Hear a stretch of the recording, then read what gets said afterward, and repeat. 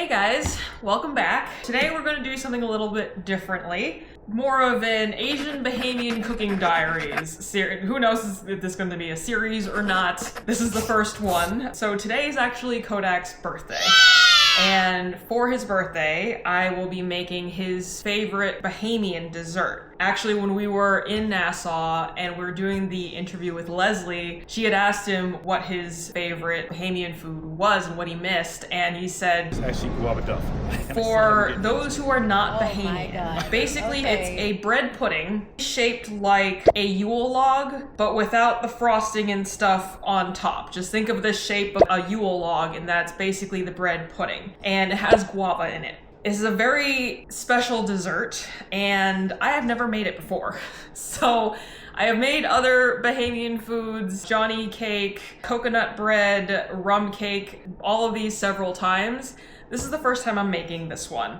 And there are a few challenges that go with this. First one being the guavas. So let's rewind that a little bit and I'll explain. Good morning, guys. I just came from the gym and I'm on a mission right now. Challenge number one is guavas. We live in Florida. We do not have any guava trees around, and we don't have them in the stores either. Walmart and Publix and Whole Foods and Sprouts, none of them have guavas. I found this other grocery store. I don't know if they're going to have it, and if they don't, then I'm going to have to go with plan B. With it being my first time in this store, I wandered the entire produce section, which was pretty decently stocked actually, to find these guavas. This is a Latin supermarket, so they also had pallets of rice sacks, which reminded me of the Asian grocery stores I grew up with. Anyways, I finally found them, but they weren't good. Some of them had mold, most of them had spots. It was a no for me. Even if a couple were fine, that wasn't even close to the amount I would need, so that meant plan B, guava marmalade. From what I read on the recipes I found, this was a possible alternative.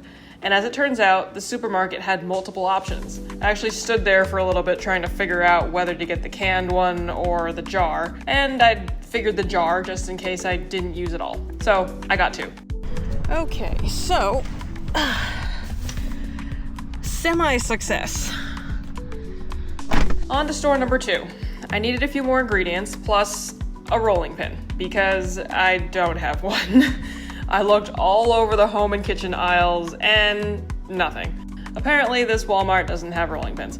Thankfully, I know Amazon does, so that was ordered when I got home. I did find the other things I needed, so that's good. So actually, the good thing about not having fresh guava is I am not restricted to a certain day to get this dessert done because of the freshness of the guavas. I'm trying to surprise him, and his work schedule has been all over the place this week. So it's been a little complicated. Number two, I don't have to hide like 30 guavas in the house. Because I am the only one who cooks and does all the food prep, he doesn't go looking for things in the kitchen, but having like 30 guavas to hide is just not something I really want to have to deal with right now. That works out that I can just hide the marmalade. That's easy. That being said, now we need to figure out the next couple complications with getting this made. Challenge number two is I have not made this before. I have not tasted this before. I don't know what it smells like. I only know what it looks like from pictures. And I can't even taste this because it's got dairy in it and soy, and I can't have soy either. So this is complicated because usually if I'm making Kodac's food, because I food prep his food, if there's cheese, butter, milk, anything like that, I will taste test beforehand until I need to put in the ingredients that I cannot taste because I'm allergic. My nose is extremely sensitive, so I can smell what needs to be added to make it taste good. And my nose has never failed me once. So I would rely on my nose for this, but I have not seen this in person. There is nothing for me to compare to when I'm making this. And challenge number three is complicated enough as it is. I'm making two recipes. And the reason is I don't know the exact way this is supposed to be made. His family doesn't make this, so I don't really have anybody to ask right now. From all the research that I've been doing on and off for months now, one seems to be, from what I can tell, the more traditional way, which means that this ends up actually being wrapped up and cooked on the stove. The other one, which is actually made by the Atlantis Resort in the Bahamas, calls for this to be baked. That's the only recipe that I've found where the guava duff is baked, but it's also from the Atlantis Resort in the Bahamas. So I am not sure which one is correct.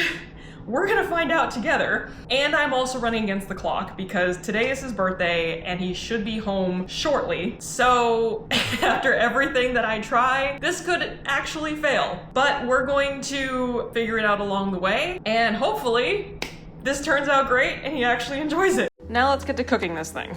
Step one is a lot simpler since I'm using the marmalade. All I need to do is add cinnamon and allspice. And for 2 recipes, I used a little more than 1 jar.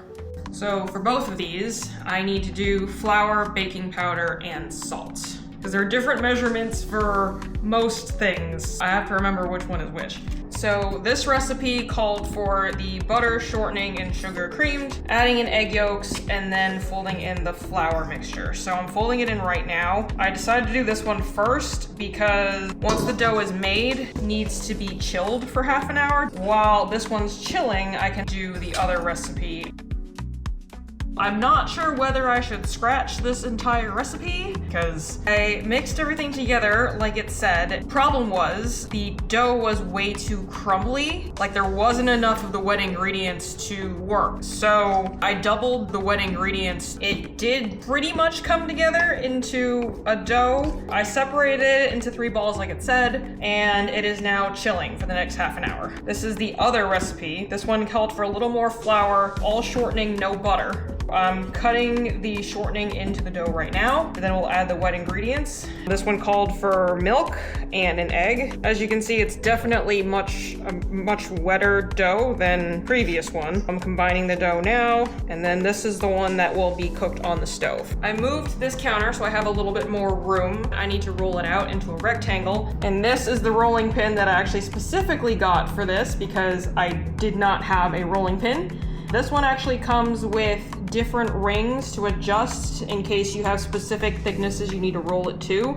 This mat also came with it, which makes it a little handy for me so I can actually measure this out as I'm rolling. In the recipe, this did not specify how thick the dough was supposed to be, so I am just guessing. This is the largest ring that comes in the packet. I have the water starting to boil on the stove right now. And then once this is done, then I can get the guava on here and roll it up.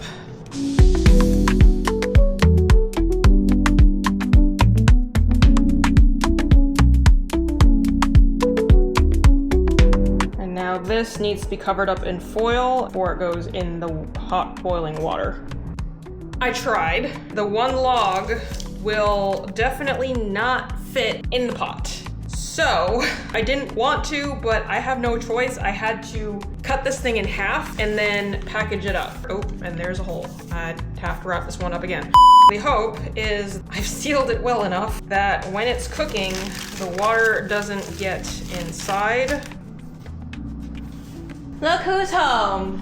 Oh shit. Hi. Hi everybody. Birthday boy is here. Yeah! Well, I guess challenge 4 failed because he got home before I was even close to being done. But he was definitely surprised. Had no idea I was going to make this. And remember the Atlantis recipe from earlier? Well, when I tried to roll it out, it looked like that. You can see it was just way too crumbly, dry, and wouldn't hold the shape at all. So I think it's safe to say the Atlantis recipe I tried, even with doubling the butter mixture to try and make the dough actually dough-like, did not work. So that one is gonna be a bust. We're gonna have to hope and pray that the one on the stove actually works. I'm pretty nervous right now. I need to actually make the duff that goes with it. So the duff is basically like a very fluffy sauce made by creaming butter and powdered sugar, adding a little sugar at a time, otherwise you get a big white sugar cloud until combined, then a little boiling water, salt, and of course for Kodac, rum. I found out later that traditionally brandy is used, but Kodac likes rum far more, so that's what I used. This brand is actually Kodac's favorite, exclusively from the Bahamas, and he brought some back from our recent trip. Then I beat it until it's light and fluffy. I had Kodac taste test it and got his stamp of approval. These have been cooking for almost an hour or so. Fingers crossed, these are actually cooked enough.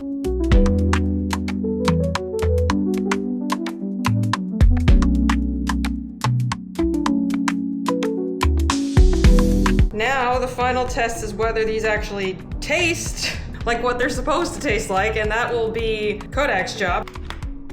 Yes, that's really what it looks like, which is yummy. You can see all the filling, and it's dry. It's exactly how it's supposed to be made. Nice and moist.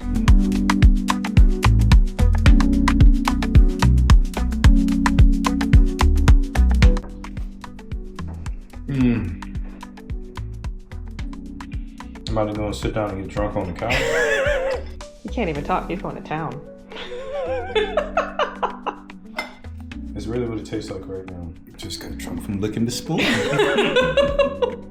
So duff is my number one because I grew up eating this. Cheers. All right, hi guys. Filming out here right now because I now have laundry going in the house, and it's a little noisy inside. But overall, Kodac's surprise birthday present was a success. He was very surprised, and he is still currently savoring every last slice of his guava duff.